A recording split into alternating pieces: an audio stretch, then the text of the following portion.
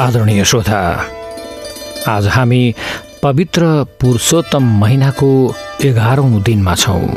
अब प्रस्तुत छ श्री पुरुषोत्तम मास महात्म्यको 11औं अध्याय।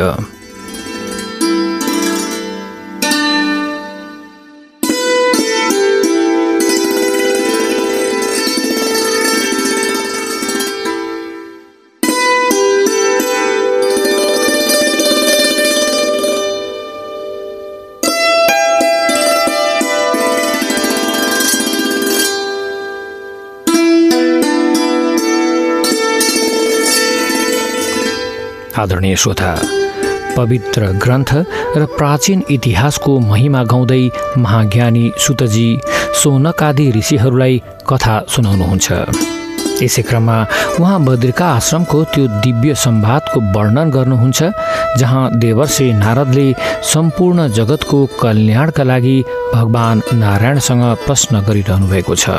देवर्षि नारदले परम श्रद्धापूर्वक विनय गर्दै भन्नुभयो, हे मुने, हे सर्वज्ञ नारायण, हजुरको मुखारविन्दबाट पुरुषोत्तम मासको अद्भुत महिमा सुन्दा मेरो हृदय तृप्त भएको छैन।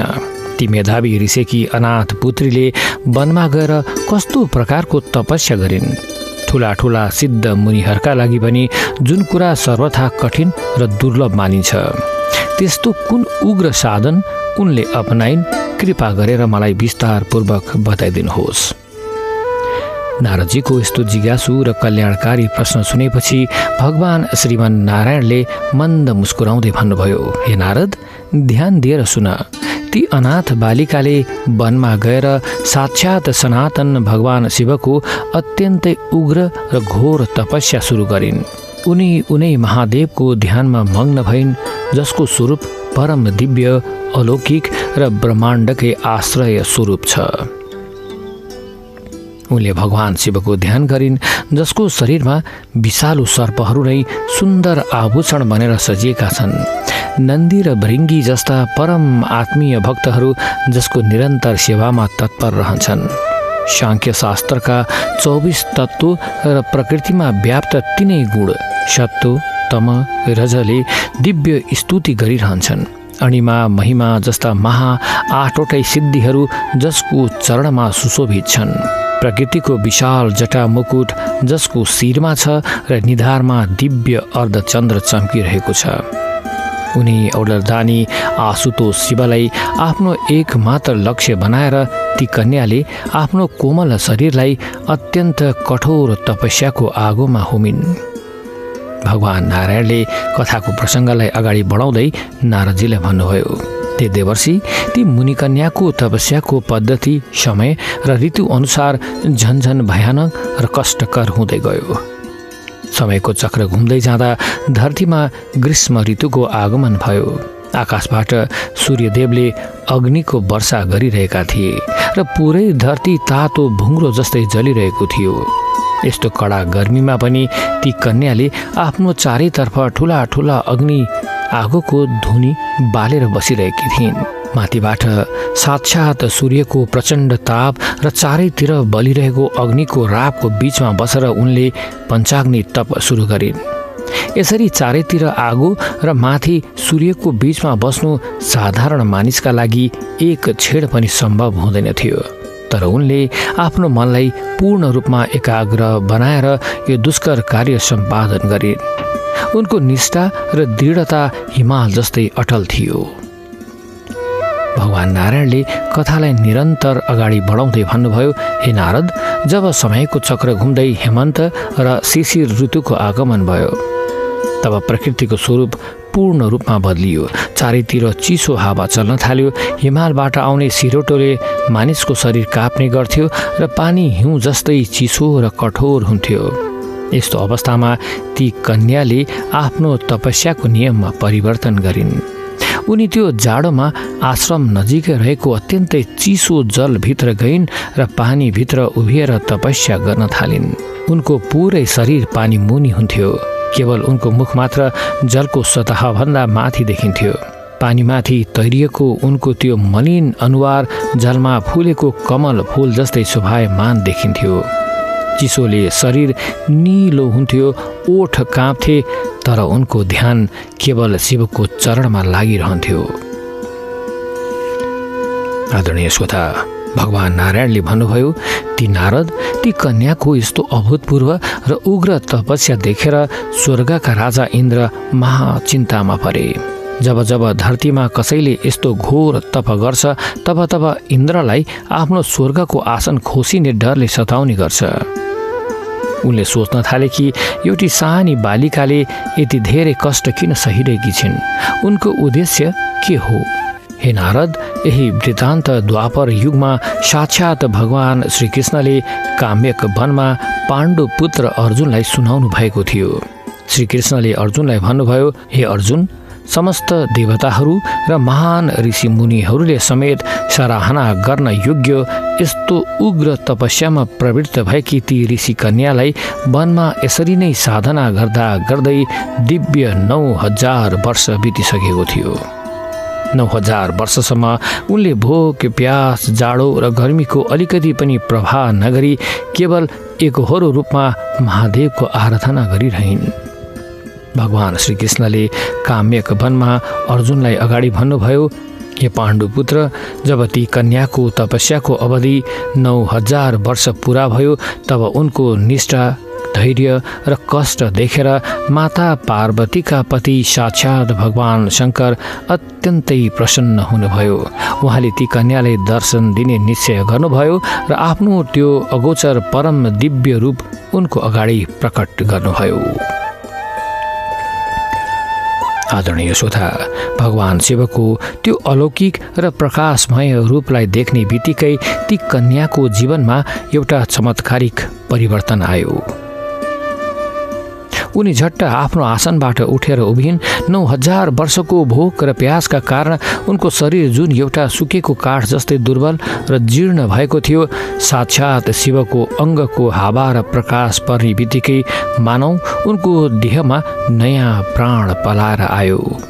उनको त्यो कुरूप र सुकेको शरीर सोही क्षण अत्यन्त हृष्टपुष्ट, सुन्दर र तेजस्वी भयो। ईश्वरको प्रत्यक्ष सानिध्यले उनको शारीरिक कष्टलाई एकै पलमा मेटाइदियो। भगवान श्रीकृष्णले कथालाई अगाडि बढाउँदै भन्नुभयो, हे अर्जुन, आफ्नो शरीरमा नयाँ ऊर्जा पाएपछि ती बालिकाले अत्यन्तै विनम्र भएर भगवान श्री शङ्करको चरणमा साष्टाङ्ग दण्डवत नमस्कार गरिन्। उनले सम्पूर्ण विश्वका वन्दनीय र पूजनीय श्री शिवको आफ्नो मनभित्रबाटै मानसोपचार, मनका भावनाहरूद्वारा गरिने उत्तम पूजा विधिले पूजन गरिन्। उनले मनमा नै महादेवलाई दिव्य गङ्गाजलले स्नान गराइन्, चन्दनको लेप लगाइन्, बेलपत्र र धतुरोका फूलहरू चढाएर आरती गरिन्। यो भावपूर्ण मानसिक पूजा सम्पन्न गरेपछि उनी आफ्ना दुवै हात जोडेर गदगद वाणीमा भगवान आशुतोषको दिव्य स्तोत्रद्वारा स्तुति गर्न थालिन्। उनको स्वरमा 9000 वर्षको साधनाको गम्भीरता र ईश्वरलाई पाउँदाको आनन्द स्पष्ट रूपमा झल्कन्थ्यो। आदरणीय श्रोता, भगवान नारायणले बद्रीका आश्रममा नारदजीसँग यो कथालाई जोड्दै भन्नुभयो, हे नारद, जब ती मेधावी ऋषिकी तपस्विनी कन्याले भगवान श्री शङ्करको सुन्दर स्तुति गरेर शान्त भइन् तब त्यहाँको वातावरण एकदमै शान्त र पवित्र भयो। उनको त्यो महाउग्र तपस्या र निष्कपट हृदयबाट गरिएको स्तोत्र सुनेर साक्षात् भोलेनाथ महादेवको मन पग्लियो। उहाँको अनुहारमा एउटा दिव्य र प्रसन्नताको चमक देखियो र भगवान सदाशिवले अत्यन्तै मधुर र कल्याणकारी स्वरमा भन्नुभयो, हे तपस्विनी, हे सुपुत्री, तिम्रो यो कठिन साधनाबाट म पूर्ण रूपमा सन्तुष्ट छु। तिम्रो कल्याण होस्। तिम्रो मनमा जुन कामना छ त्यो मनोवाञ्छित वर मसँग माग। म तिमीलाई जे मागे पनि दिन तयार छु। आदरणीय श्रोता, कथा प्रसङ्गलाई अगाडि बढाउँदै भगवान नारायणले भन्नुभयो, भगवान शिवको मुखारविन्दबाट वरदान माग्ने यस्तो अमूल्य वचन सुनेपछि ती कुमारी महाआनन्दमा मग्न भइन्। उनको खुसीको सीमा रहेन। उनले आफ्नो अनाथपन र एक्लोपनलाई सम्झिँदै प्रसन्न हुनुभएका शिवजीसँग आफ्नो मनको कुरा राखिन्। ती मुनि कन्याले बिन्ती गर्दै भनिन्, हे दीनानाथ, हे अनाथका नाथ, यदि हजुर ममाथि साँच्चैकै प्रसन्न हुनुहुन्छ भने मलाई एउटा योग्य पति दिनुहोस्।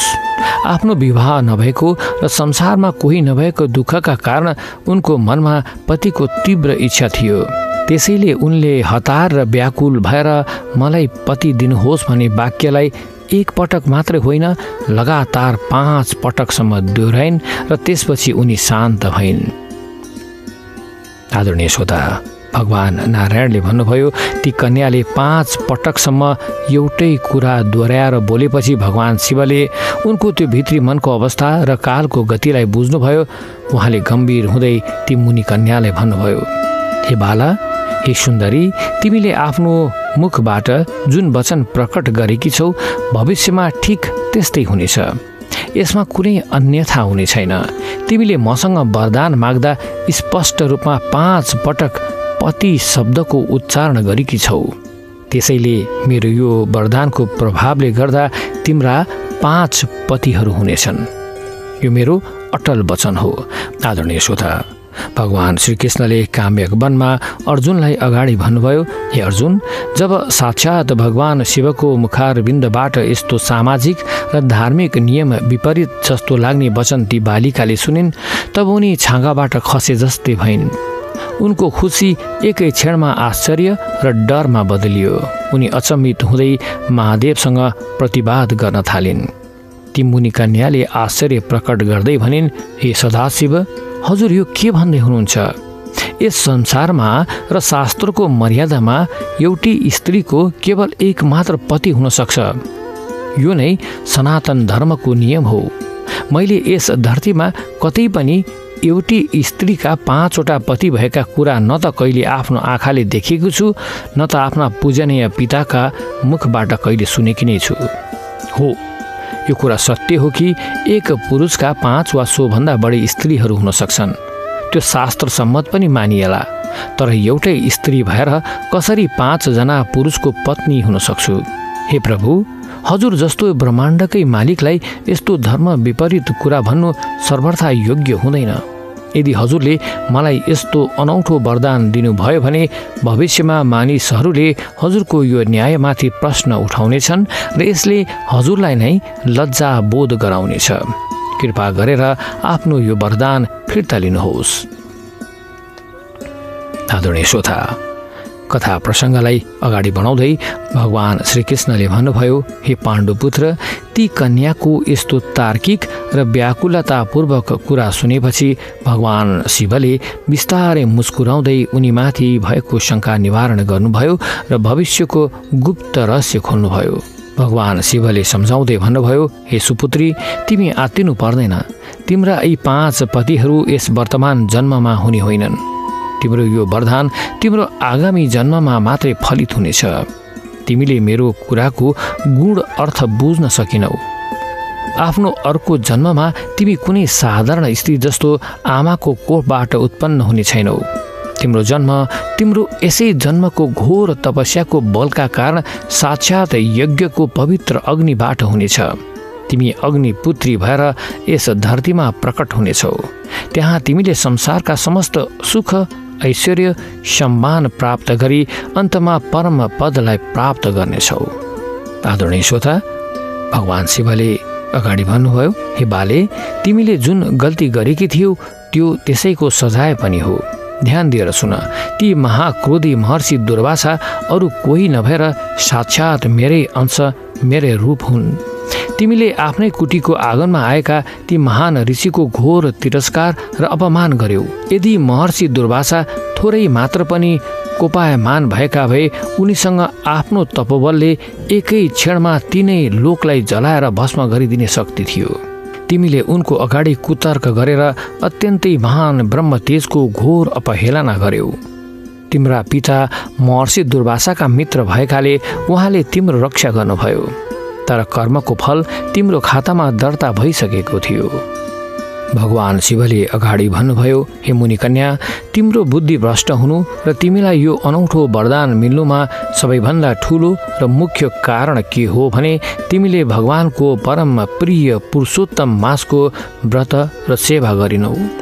महर्षि दुर्वासाले तिम्रो कल्याणका लागि त्यो गुप्त उपाय बताएका थिए। तर तिमीले त्यसलाई मलमास र निन्दित भनेर अपमान गर्यौ। यो पुरुषोत्तम महिना यस्तो अलौकिक कालखण्ड हो जसलाई साक्षात् भगवान श्रीकृष्णले आफ्नो नाम दिनुभएको छ र आफ्नो सम्पूर्ण ऐश्वर्य, शक्ति अनि गुणहरू यसै महिनालाई सुम्पिदिनु भएको छ। यस संसारमा पुरुषोत्तम मासको शक्तिको अगाडि अरू कुनै पनि साधन टिक्न सक्दैन। तिमीले साक्षात् भगवानको प्रिय वस्तुको अनादर गरेर आफ्नो भाग्य आफैले बिगार्यौ। भगवान शिवले भन्नुभयो, हे बाले, तिमी कुन अहङ्कारमा छौ? ध्यान दिएर सुन। म साक्षात् सृष्टिकर्ता ब्रह्माजी र देवर्षि नारद जस्ता ठुला ठुला तपस्वी अनि ऋषिहरू पनि जसको अगाडि नतमस्तक हुन्छन् र जसको दिव्य आज्ञालाई हामी कसैले पनि कहिले टार्न सक्दैनौँ, उनै सर्वेश्वर भगवान पुरुषोत्तमको तिमीले पूजा गरेनौ, उल्टै उनको अनादर गर्यौ। त्यसैले तिम्रो यो गल्तीका कारण तिम्रा 5 पति हुनेछन्। यो अकाट्य नियम हो। जो मनुष्यले यस संसारमा अज्ञानतावश वा अहङ्कारवश पुरुषोत्तम मासको निन्दा वा अपमान गर्छ, त्यो मृत्युपछि सिधा घोर नरकको अन्धकारमा खस्छ। त्यस्तो निन्दक पुरुष वा स्त्रीको जीवनमा कहिले पनि कुनै पनि उपायबाट भलाइ वा सुख हुन सक्दैन। पुरुषोत्तमको अपमान गर्नु भनेको साक्षात् ईश्वरको मुटुमा प्रहार गर्नु सरह हो। आदरणीय श्रोता, भगवान शिवले उपदेश दिँदै भन्नुभयो, हे मुनि कन्या, यसको विपरीत जो मनुष्य यस धरतीमा पुरुषोत्तम मासको अनन्य भक्त हुन्छ, जसले यस महिनाको नियमपूर्वक व्रत, स्नान र पूजा गर्दछ, त्यो संसारकै सबैभन्दा भाग्यशाली जीव बन्दछ। उनीहरू यसै लोकमा उत्तम पुत्र, पौत्र, अथाह धन, धान्य, ऐश्वर्य र कीर्तिले युक्त हुन्छन्। उनीहरूलाई यस जन्ममा मात्र होइन, परलोकमा पनि परम गति र सिद्धि प्राप्त हुन्छ। तिमीलाई यो कुरा थाहा हुनु जरुरी छ कि म र स्वर्गका सबै देवी देवताहरू पनि यस महिनाको आगमन हुँदा भगवान पुरुषोत्तमको निरन्तर सेवा र आराधना गर्ने गर्छौँ। आदरणीय श्रोता, अब भगवान नारायणले भन्नुभयो, हे देवर्षि नारद, ती मुनि कन्यालाई यसरी कर्मको गहन रहस्य र भविष्यको वरदान बुझाएपछि साक्षात् श्री नीलकण्ठ महादेव सोही क्षण त्यही स्थानबाट तत्काल अन्तर्ध्यान हुनुभयो। उहाँ अचानक हराउनु भएपछि त्यो आश्रम पुनः सुनसान भयो। आदरणीय श्रोता, यस विषयमा कथालाई अगाडि बढाउँदै सुतजीले सौनक आदि ऋषिलाई भन्नुभयो, हे ऋषि श्रेष्ठहरू, भगवान सदाशिव यसरी अचानक अन्तर्ध्यान भएपछि ती मुनिकन्या छाँगाबाट खसे जस्तै भइन्। उनी स्तब्ध र चकित भएर त्यसै ठाउँमा बसिरहिन्। उनको मनमा अब एउटा नयाँ र गम्भीर चिन्ताले बास गर्यो। उनी सोच्न थालिन् कि मैले महर्षि दुर्वासाको वचन नमानी कति ठुलो भूल गरेछु। मैले भगवान शिवलाई प्रसन्न त गरेँ, तर वरदानको रूपमा मैले 5 पतिको सामाजिक कलङ्क र अनौठो भविष्य पाएँ। अब मेरो आउने जीवन कस्तो होला? यसरी आफ्नो अज्ञानताको पछुतो र चिन्तामा डुब्दै उनी आफ्नो कुटीको सङ्घारमा टोलाएर बसिरहिन्। आदरणीय श्रोता, देवर्षि नारदले भगवान नारायणको चरणमा प्रणाम गर्दै भन्नुभयो, हे भगवान, कर्मको गति कति सूक्ष्म र भयानक छ। भगवान शिवको 9000 वर्षको तपस्याले पनि पुरुषोत्तम मासको अनादरको त्यो दोषलाई पूर्ण रूपमा मेट्न सकेन, बरु उल्टै 5 पतिको वरदान दियो। हे प्रभु, ती कन्याको आगामी जन्म कहाँ भयो? उनी कसरी अग्निबाट उत्पन्न भइन् र द्वापर युगमा श्रीकृष्ण र अर्जुनको अगाडि कसरी आफ्नो यो प्रारब्धलाई भोगिन्? कृपया गरेर मलाई यो कथाको अगाडिको प्रसङ्ग पनि विस्तारपूर्वक बताउनुहोस्। आदरणीय श्रोता, नारदजीको यस्तो प्रश्न सुनेर भगवान नारायणले मुस्कुराउँदै भन्नुभयो, हे नारद, ती कन्या नै द्वापर युगमा राजा द्रुपदकी पुत्री द्रौपदीको रूपमा यज्ञको कुण्डबाट प्रकट भइन्। उनको तपोबलका कारण उनी अयोनिजा थिइन्। उनले पूर्व जन्ममा शिवसँग 5 पटक पति मागेकाले यस जन्ममा उनी 5 पाण्डवहरू युधिष्ठिर, भीम, अर्जुन, नकुल, सहदेवकी साझा पत्नी बन्न पुगिन्। यो सबै उनको पूर्व जन्मको पुरुषोत्तम मासको निन्दा र शिवको वरदानको सम्मिलित परिणाम थियो। आदरणीय श्रोता, यस 11औं अध्यायको यो दिव्य प्रसङ्गले कलियुगका साधारण मानव जातिलाई एउटा ठूलो र अकाट्य नैतिक शिक्षा प्रदान गर्छ। धेरै पटक मनुष्यले आफ्नो अहङ्कार र सानो बुद्धिको बलमा आफ्ना गुरु र त्रिकालदर्शी सन्तहरूको वचनलाई शङ्काको दृष्टिले हेर्ने गर्छ। ती मुनि कन्याका पिता महर्षि मेधावीको अनुपस्थितिमा महर्षि दुर्वासा नै उनका लागि परम हितैषी र गुरु समान हुनुहुन्थ्यो। उहाँले ती कन्याको दुःख देखेर आफ्नै करुणावश पुरुषोत्तम मासको सहज मार्ग देखाउनु भएको थियो। तर कन्याले आफ्नो कुतर्कका कारण त्यो मार्गलाई लत्याइन् र 9000 वर्षसम्म शरीरलाई कठिन कष्ट दिएर शिवको आराधना गरिन्। परिणाम स्वरूप उनले सुख त पाइन्, तर त्यो सुखसँगै एउटा ठूलो अनौठो प्रारब्ध पनि जोडिएर आयो। यसले के सिद्ध गर्छ भने गुरुले देखाएको बाटो जतिसुकै साधारण देखिए पनि त्यो हाम्रा लागि सधैँ सुरक्षित र कल्याणकारी हुन्छ। यस अध्यायमा भगवान शिवले आफै पुरुषोत्तम मासको जुन तात्विक महिमा वर्णन गर्नुभएको छ त्यसले यस महिनाको सर्वोपरितालाई स्पष्ट गर्छ। संसारमा जति पनि व्रत, नियम र साधनाहरू छन् ती सबै एकातिर र पुरुषोत्तम मासको केवल एक पटकको श्रद्धापूर्वक गरिएको स्नान र सेवा अर्कैतिर हुन्छ। यो महिना साक्षात् श्रीकृष्णको ऐश्वर्यको प्रतिबिम्ब हो। आदरणीय श्रोता, ब्रह्मा, विष्णु र महेश जस्ता त्रिदेवहरू अनि नारद जस्ता महातपस्वीहरू पनि जसको नियमको पालना गर्छन्, त्यस्तो पवित्र कालखण्डलाई मलमास भनेर निन्दा गर्नु मनुष्यको सबैभन्दा ठूलो आध्यात्मिक अपराध हो। यस अध्यायले यो स्पष्ट पार्छ कि ईश्वरको भक्ति गर्दा कहिले पनि भेद बुद्धि राख्नु हुँदैन। पुरुषोत्तमको शरणमा जानु नै सबै देवी देवतालाई एकैसाथ प्रसन्न पार्ने सबैभन्दा उत्तम र अचूक माध्यम हो। भगवान श्रीकृष्ण काम्यक वनमा अर्जुन र द्रौपदीको अगाडि यो कथा सुनाउँदै हुनुहुन्छ। द्रौपदी अहिले वनवासको कठिन कष्ट भोगिरहेकी छिन्। उनका 5 पतिहरू छन् र उनले जीवनमा अनेकौं अपमानहरू सहनु परेको छ। उनको मनमा सधैँ यो प्रश्न उठ्थ्यो कि मैले यस जन्ममा कुनै पाप नगर्दै पनि मैले यस्तो अनौठो र कष्टकर जीवन किन भोग्नु पर्यो। भगवान श्रीकृष्णले द्रौपदीको यही भित्री संशय र दुःखलाई दूर गर्नका लागि उनको पूर्व जन्मको यो इतिहास सुनाउनु भएको हो। भगवानले द्रौपदीलाई बुझाउनु भयो कि तिम्रो यो अवस्था कुनै आकस्मिक घटना होइन, यो त तिमीले पूर्व जन्ममा पुरुषोत्तम मासको अनादर गरेको र शिवसँग 5 पटक पति मागेको सजाय र वरदानको रूप हो। यो सुनेपछि द्रौपदीको मनको सबै भ्रम हटेर गयो र उनमा पुरुषोत्तम मासप्रति गहिरो श्रद्धा जागृत भयो।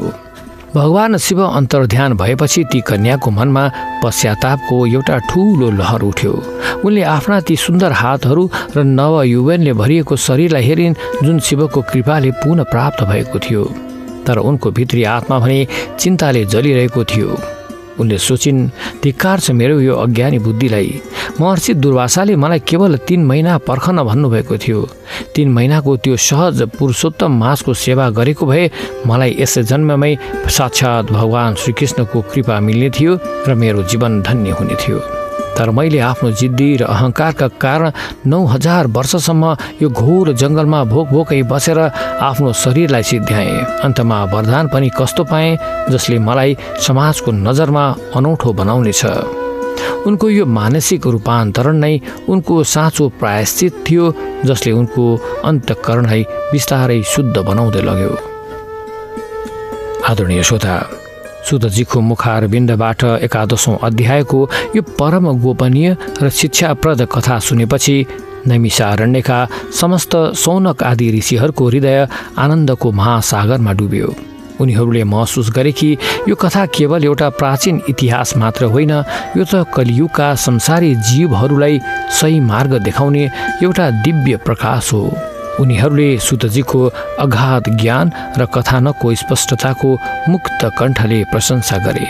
ऋषिहरूले आफ्ना दुवै हात जोडेर सुतजीलाई कृतज्ञता व्यक्त गरे, किनकि उहाँले प्रत्येक वक्ताको सम्भाषणलाई कथाको प्रभावभित्र यसरी समायोजन गर्नुभएको थियो कि सुन्ने श्रोताहरूलाई कति पनि अलमल नभई अत्यन्तै स्पष्ट रूपमा कथाको मर्म बुझ्न सहज भएको थियो।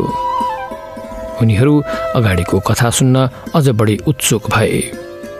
आदरणीय श्रोता, यो 11औं अध्याय वास्तवमा महाभारतको एउटा ठूलो र महत्त्वपूर्ण घटना द्रौपदीको जन्म र 5 पाण्डवसँगको विवाहको पृष्ठभूमि हो। यस अध्यायले यो प्रश्न गर्छ कि द्रौपदीको जीवनमा जुन अनौठा मोडहरू आए यसको जरा कति गहिरो र प्राचीन थियो। भगवान श्रीकृष्णले अर्जुनलाई यो कथा सुनाएर यो सम्झाउन चाहनुहुन्थ्यो कि संसारमा जे जति घटनाहरू घट्छन् ती सबैको पछाडि कुनै न कुनै पूर्वजन्मको बलियो कारण लुकेको हुन्छ। त्यसैले वर्तमानको कष्टमा आत्तिनुभन्दा ईश्वरको न्याय र कालको चक्रमाथि विश्वास राख्नु नै वास्तवमा साँचो ज्ञान हो। यो सुनेर अर्जुनको मनमा पनि पुरुषोत्तम मासप्रति गहिरो सम्मान र श्रद्धा जागृत भयो। महाज्ञानी सुतजीले भन्नुभयो, हे ऋषि श्रेष्ठहरू, यस प्रकार भगवान नारायणले देवर्षि नारदलाई यस 11औं अध्यायको यो परम पावन र रहस्यमय वृत्तान्त सुनाउनुभयो।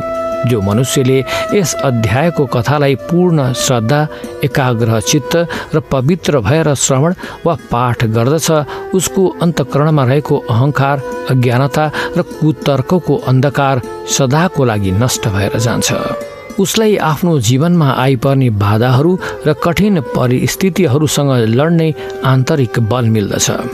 भगवान पुरुषोत्तम र सदाशिवको कृपाले उसका घरमा सुख, शान्ति र समृद्धिको बास हुन्छ। अब ती मुनि कन्याको अगाडिको यात्रा कस्तो भयो र उनले आफ्नो शरीर कसरी त्यागिन्, यो सम्पूर्ण वृत्तान्त अब आगामी 12औं अध्यायमा पूर्ण रूपमा प्रकट हुनेछ, जसलाई म हजुरहरूको सामुन्ने क्रमशः वर्णन गर्दै जानेछु। इति श्री पद्म पुराणे अधिक मास महात्म्ये नारायण नारद संवादे श्रीकृष्ण अर्जुन संवादे मुनिकन्या शिव वरदानो नाम 11औं अध्याय सम्पूर्ण। जय श्रीमन्नारायण, जय श्रीहरि।